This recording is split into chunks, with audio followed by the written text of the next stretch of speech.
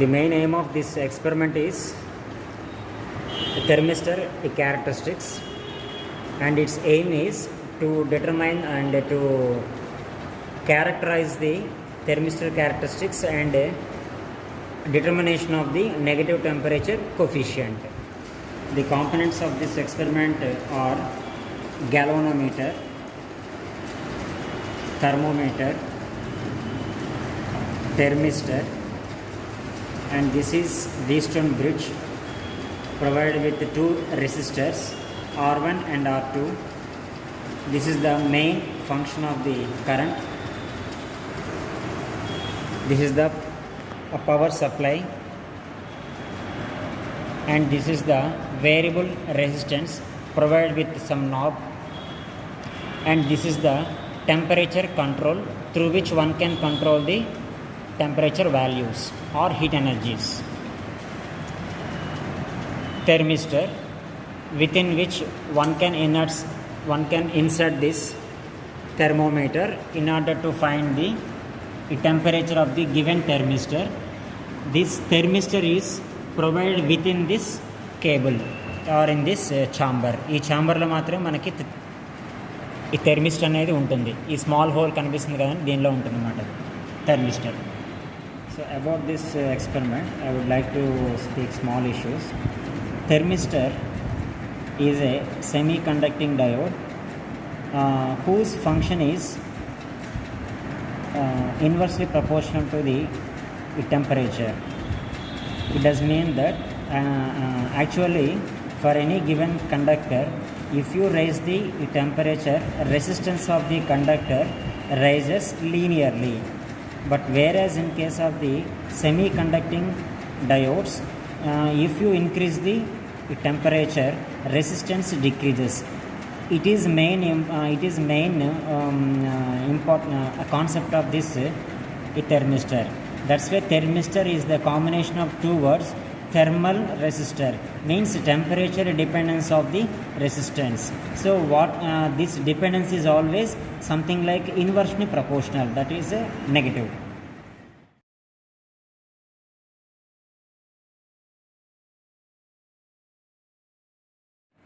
In order to find the characteristics of this thermistor, one should adopt the Wheatstone bridge principle. ఇక్కడ Wheatstone bridge principle ఉంది కదండి, Wheatstone bridge ఉంది కదండి. ఈ Wheatstone bridge principleని use చేసి థెర్మిస్టర్ యొక్క క్యారెక్టరిస్టిక్స్ని మనం క్యారెక్టరైజ్ చేస్తున్నాం, డ్రా చేస్తున్నాం అన్నమాట అది.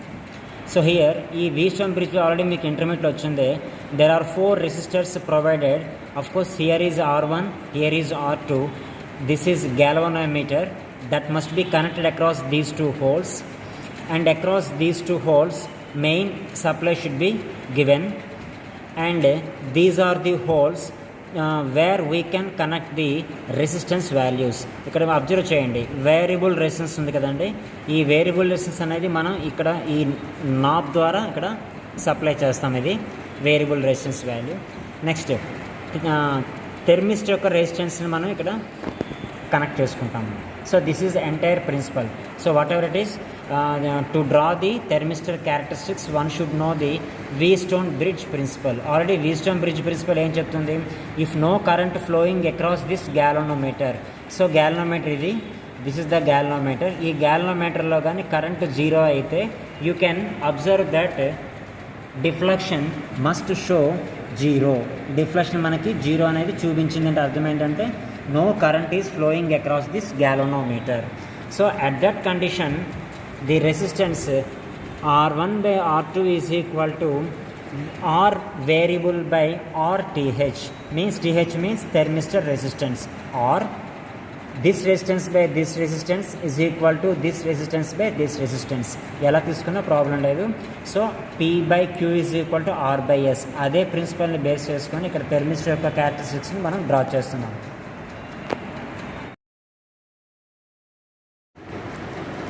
Now let us see how the connections are being made here in this experiment. So here is the galvanometer. This should be connected across these two holes. So here is positive, here is positive, here is negative, here is negative. So for the purpose of our convenience, I can use the negative for black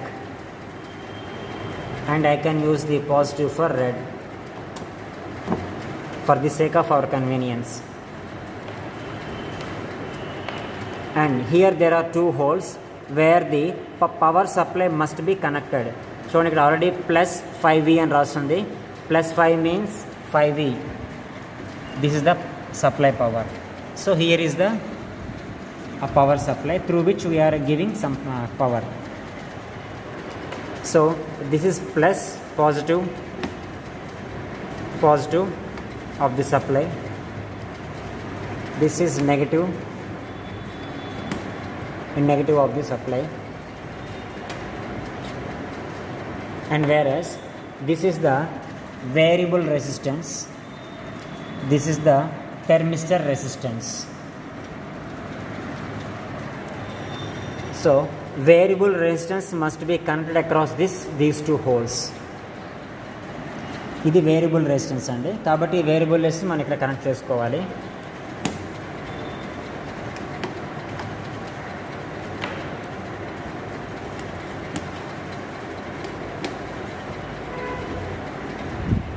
and here this is the thermistor resistance. అంటే థెర్మిస్టర్లో కొంత resistance offer చేస్తుంది కాబట్టి థెర్మిస్టర్ ఎక్కడైతే ఉందో దాన్ని connect చేస్తాము. So this thermistor is also offering some resistance. Of course, that resistance, the resistance of the thermistor changes corresponding to the temperatures that we provide through this temperature control. This is the temperature control. So now I can switch on this main control. I made it on, and now I can switch on this temperature control. This is the switch on. In order to measure the temperatures, I can insert a thermometer. So this is the way through which we can have all these connections. So when current on, ఇప్పుడు మనకి current already on చేసామండి. ఇది main అనేది on చేసాం. On చేయగానే మనకు observe చేయండి, గ్యాలనోమీటర్లో some deflections అనేది వచ్చింది. ఇక్కడ అది అంటే గ్యాలనోమీటర్ డిఫ్లెక్షన్ వచ్చిందని అర్థం ఏంటంటే throughout this Wheatstone bridge some current is flowing across this bridge. That is the main. ఇక్కడ బ్రిడ్జ్లో మీరు ఐడెంటిఫై చేయండి, R1 R2 are the known resistance values. This is the ఈ variable resistance, and this value has to be identified with the help of the multimeters and through this knob. And this is the thermistor resistance. This is corresponding to the resistance offered by the thermistor, which changes corresponding to the temperature of this chamber. So ఇక్కడ ఈ temperature control on చేసాం కాబట్టి some heat అనేది ఇందులో produce అవుతుంది. ఆ heat కరస్పాండింగ్గా chamber అనేది heat అవుతుందండి. దాని కరస్పాండింగ్ టెంపరేచర్ అనేది వస్తుంది. ఆ ఛాంబర్ లోపల థెర్మిస్టర్ అనేది ఉంటుంది. సో ఆ థెర్మిస్టర్ అనేది హీట్ని అబ్జార్బ్ చేసుకుని దాని యొక్క టెంపరేచర్ని రేస్ చేస్తుంది. ఆ టెంపరేచర్ కరస్పాండింగ్గా ఆ థెర్మిస్టర్ యొక్క రెసిస్టెన్స్ అనేది మారుతుంది. ఆ రెసిస్టెన్స్ని బేస్ చేసుకొని ఇక్కడ గ్యాలనోమీటర్లో మనకి డిఫ్లెక్షన్స్ అనేది ఏర్పడుతుంది అన్నమాట. ఇప్పుడు మనం ఏం చేయాలంటే యూజింగ్ దిస్ వేరియబుల్ రెసిస్టెన్స్, ఈ వేరియబుల్ రెసిస్టెన్స్ని యూజ్ చేస్తూ గ్యాలనోమీటర్లో డిఫ్లెక్షన్ని జీరో చేయాలి. ఇలా గ్యాలనోమీటర్లో మన డిఫ్లెక్షన్స్ ఎప్పుడైతే మనకి జీరో అవుతుందో వీట్స్టోన్ బ్రిడ్జ్ ప్రిన్సిపల్ మనం ఐడెంటిఫై చేయొచ్చు. So this is the Wheatstone bridge principle. చూడండి, if current flows through the galvanometer is zero, that is IG is equal zero. అంటే current across this galvanometer is zero. అలా zero అయినప్పుడు ఏం జరుగుతుందంటే మీకు already formula idea ఉంది, P/Q is equal to R/S, లేదా R variable by R1 is equal to RTH/RT2. అదే principal ఇక్కడ రాసాం మనం. ఇక్కడ ఈ కండిషన్ ఎప్పుడు అచీవ్ చేయాలంటే only when current flows through the galvanometer becomes zero. So ఆ కండిషన్ బేస్ చేసుకొని యాక్చువల్లీ ఈ కండిషన్నే బ్యాలెన్సింగ్ కండిషన్ అంటాము. ఈ బ్యాలెన్సింగ్ కండిషన్ మనకు వచ్చిన principle Wheatstone bridge principle. That is R variable by R1 is equal to RTH/R2. ఇక్కడ మనం ఈ ఫార్ములాను బేస్ చేసుకొని RTH వాల్యూ మనం ఐడెంటిఫై చేస్తాం. ఇక్కడ RTH అంటే ఏంటి? థెర్మిస్టర్ యొక్క resistance values. So RTH is equal to R2/R1 into R ఈ వేరియబుల్. అయితే ఇక్కడ మనకు ఆల్రెడీ R1 R2 ఐడియా ఉంది, కానీ ఈ వేరియబుల్ అనేది మనకు తెలియదు. ఈ వేరియబుల్ని ఐడెంటిఫై చేయడం కోసం మనం మల్టీమీటర్ యూజ్ చేస్తాం. మల్టీమీటర్ మీరు అబ్జర్వ్ చేయండి. This is red is the positive, black is the negative. 2 connectors, these are the connecting leads, connecting points ఉంటామండి. ఈ పాయింట్స్ మనం కనెక్ట్ చేస్తే మనకి రెసిస్టెన్స్ వాల్యూ కానీ, మల్టీమీటర్ అర్థం అంటే multi in the sense you can measure the voltage values, DC voltage values, AC voltage values, current values. Next here is resistance values, voltage వాల్యూస్ని measure చేయొచ్చు. నెక్స్ట్ రెసిస్టెన్స్ వాల్యూస్ని measure చేయొచ్చు, current వాల్యూస్ని measure చేయొచ్చు. So 3 purpose మనకి serve అవుతుంది కాబట్టి it is a multimeter. ఈ మల్టీమీటర్ ఆల్రెడీ మనం ఏం చేయాలంటే రెసిస్టెన్స్ వాల్యూ ఫైండ్ అవుట్ చేస్తున్నాం కాబట్టి పాయింటర్ని తీసుకొచ్చి రెసిస్టెన్స్ దగ్గర కనెక్ట్ చేసుకుంటున్నామండి. So this is the resistance window. So this is a resistance window from here to here. ఇందులో మనకి రెసిస్టెన్స్ వాల్యూస్ ఏం చేస్తామంటే కిలో ఓమ్స్లో అరేంజ్ చేసుకుంటున్నాం. 2000 కిలో ఓమ్స్లో అరేంజ్ చేసుకుంటాం. సో ఈ ఎక్స్పెరిమెంట్లో మనకు RTH వాల్యూ ఐడెంటిఫై చేయాలి. RTH వాల్యూ కావాలంటే R1 R2 already known values, ఆ వాల్యూస్ మీకు ఎంత అందులో ఆల్రెడీ మీకు ఇచ్చేసాం. అది R వేరియబుల్ వాల్యూ అనేది ఇందాక ఆల్రెడీ మీకు చెప్పాము, మల్టీమీటర్. ఈ మల్టీమీటర్ని యూజ్ చేసి మాత్రం మనం ఐడెంటిఫై చేస్తాం. అది ఎలా చేస్తాం అనేది ఫస్ట్ ఆ ప్రొసీజర్ ఒకసారి చెప్తాను చూడండి. సో మనం ఎప్పుడైతే స్విచ్ ఆన్ చేసామో, కరెంట్ స్విచ్ ఆన్ చేసామో, గ్యాలనోమీటర్లో అబ్జర్వ్ చేయండి. ఇక్కడ మీకు కరెంట్ అనేది ఫ్లో అవుతుంది, వీస్టోన్ బ్రిడ్జ్లోకి కరెంట్ అనేది ఫ్లో అవుతుంది. కాబట్టి గ్యాలనోమీటర్లో పాయింటర్ అనేది 0 నుంచి లెఫ్ట్ హ్యాండ్ సైడ్ అనేది డిఫ్లెక్షన్ జరిగింది. ఇప్పుడు మనకుండే ప్రిన్సిపల్ ఏంటి, బ్యాలెన్సింగ్ కండిషన్ ప్రిన్సిపల్ ఏంటి, కరెంట్ త్రూ ది గ్యాలనోమీటర్ 0 చేయాలి. అలా చేయాలి అంటే ఈ వేరియబుల్ రెసిస్టెన్స్ కనిపిస్తుంది కదండి, ఈ వేరియబుల్ రెసిస్టెన్స్ని నాబ్ని యూజ్ చేస్తాను. నాబ్ని యూజ్ చేసి మీకు ఎలా గ్యాలనోమీటర్ 0 అవుతుందో మీరు అబ్జర్వ్ చేయండి. నేను చూడండి ఆ నాబ్ని నేను యూజ్ చేస్తున్నాను, తిప్పుతున్నాను. ఆ గ్యాలనోమీటర్ మీరు అబ్జర్వ్ చేయండి. ఇప్పుడు నాబ్ని యూజ్ చేశాను, నాబ్ని కంట్రోల్ని యూజ్ చేస్తూ గ్యాలనోమీటర్లో 0 డిఫ్లెక్షన్స్ అనేది నాకు ఏర్పడింది. సో వన్స్ 0 డిఫ్లెక్షన్స్ ఏర్పడిందంటే అర్థం ఏంటి, principle condition is achieved, this condition is achieved. Now I can use this formula. ఇప్పుడు ఈ ఫార్ములాని నేను యూజ్ చేసుకొని డైరెక్ట్గా RTH వాల్యూ ఫైండ్ అవుట్ చేస్తాను. అయితే మీరు ఎప్పుడైతే గ్యాలనోమీటర్లో కరెంట్ 0 వచ్చిందో, యూజింగ్ దిస్ నాబ్, ఇమ్మీడియట్గా మనం ఏం చేయాలంటే ఈ 2 కనెక్షన్స్ తీసి మల్టీమీటర్ యొక్క పాయింటర్స్ని యూజ్ చేసి ఇలా కనెక్ట్ చేసుకొని మల్టీమీటర్లో ఎంత మనకి రెసిస్టెన్స్ వాల్యూ వస్తుందో ఐడెంటిఫై చేయాలండి. 138, 131, 132 ఈజ్ ఎ ఫిక్స్డ్ వాల్యూ. ఈ ఎక్స్పెరిమెంట్లో ఆల్రెడీ మనం అబ్జర్వ్ చేసినప్పుడు ఓవెన్ ఆల్రెడీ ఆన్లో పెట్టాము. ఓవెన్ ఆన్ చేసినప్పుడు హీట్ అనేది ఇందులో ఏర్పడుతుంది. సో ఆ హీట్ని అందులో ఉండే థెర్మిస్ట్ అనేది అబ్జర్వ్ చేసుకుని దాని యొక్క టెంపరేచర్ని రేజ్ అవుతుంది. ఆ టెంపరేచర్ ఎంతైతే రేజ్ అవుతుందో ఆ టెంపరేచర్ని ఈ థర్మోమీటర్ని యూజ్ చేసి ఐడెంటిఫై చేస్తున్నాం. ప్రజెంట్ మనకి ఈ థర్మోమీటర్లో 70 degrees దగ్గర ఉందండి టెంపరేచర్ వాల్యూ. సో 70 degrees దగ్గర ఉన్న టెంపరేచర్ కరస్పాండింగ్గా థెర్మిస్టర్లోని రెసిస్టెన్స్ వాల్యూ చేంజెస్ అవుతుంది. ఈ థెర్మిస్టర్లో వచ్చే రెసిస్టెన్స్ చేంజెస్కి కరస్పాండింగ్గాను మనకి ఈ గ్యాల్వనోమీటర్ అబ్జర్వ్ చేయండి. ఇందులో మనకి 0 డిఫ్లెక్షన్ క్రాస్ అయిపోయింది. మనం కండిషన్ ఏం చెప్తున్నాం ఇక్కడ, గ్యాల్వనోమీటర్లో డిఫ్లెక్షన్స్ అనేది 0 చేయాలి అంటున్నాం.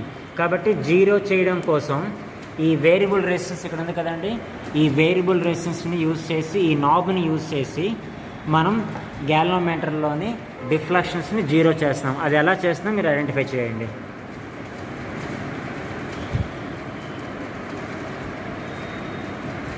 రైట్, అంటే ఇప్పుడు నేను చేసింది ఏంటంటే 70 degrees టెంపరేచర్ దగ్గర గ్యాల్వనోమీటర్లో కరెంట్ని 0 చేసేసానండి. అంటే temperature is 70 degrees. So already మనం 70 degrees దగ్గర గ్యాలనోమీటర్లో జీరోని మనం చూపించాం కండిషన్. గ్యాలనోమీటర్లో జీరో కండిషన్ వస్తే మనకి ఏం చేయాలి, ఇప్పుడు వీస్టన్ బ్రిడ్జ్ ప్రిన్సిపల్ని యూజ్ చేయాలి. వీస్టన్ బ్రిడ్జ్లో మనకు ఆల్రెడీ ఆర్ ఈ వేరియబుల్ని ఐడెంటిఫై చేయాలి. ఆర్ వేరియబుల్ ఐడెంటిఫై చేయడం ఎలా చేయాలో నేను ఒకసారి చూపిస్తున్నాను చూడండి. 70 degrees దగ్గర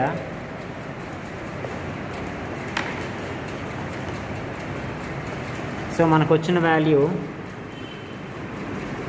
114 or 113 approximately. So that is 114. R variable value 114 ohms. And again immediately అయిపోయిన వెంటనే కనెక్షన్స్ యాజ్ ఇట్ ఈజ్గా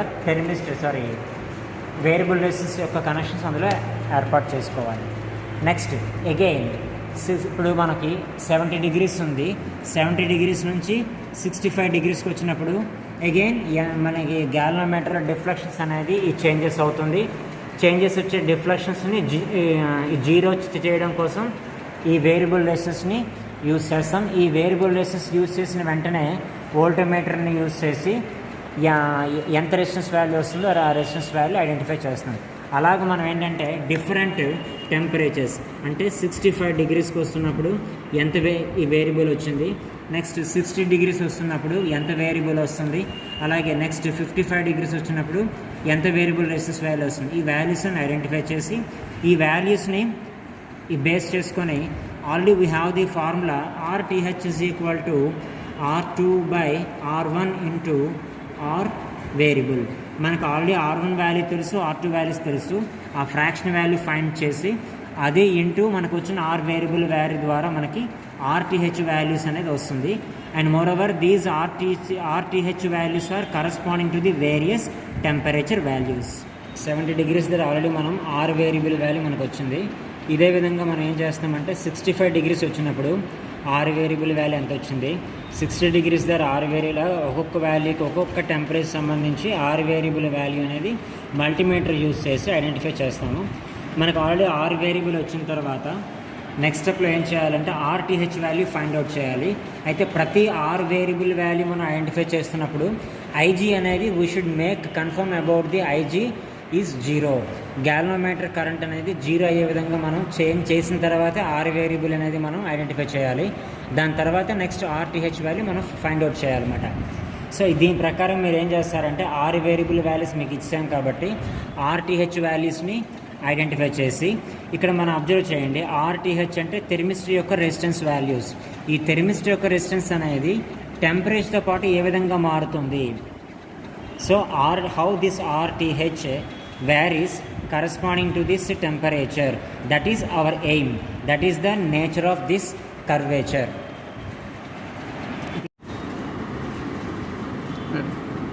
రైట్, ఇక్కడ చూడండి ఈ టెంపరేచర్స్ వాల్యూస్ని x యాక్సిస్ మీద తీసుకున్నాము. RTH వాల్యూస్ని y యాక్సిస్ మీద తీసుకొని మనం పాయింట్స్ని కానీ ప్లాట్ చేస్తే ఆ పాయింట్స్ని డ్రా చేస్తే we should obtain this kind of curvature. This is something like a exponential decay curvature. So the exponential decay curvature reflects that the temperature coefficient, of course this it is a negative temperature coefficient. అంటే మనం తీసుకునే థెర్మిస్టర్ అనేది ఒక negative temperature coefficient అనేది reflect చేస్తుంది. So this is our aim of this experimentation.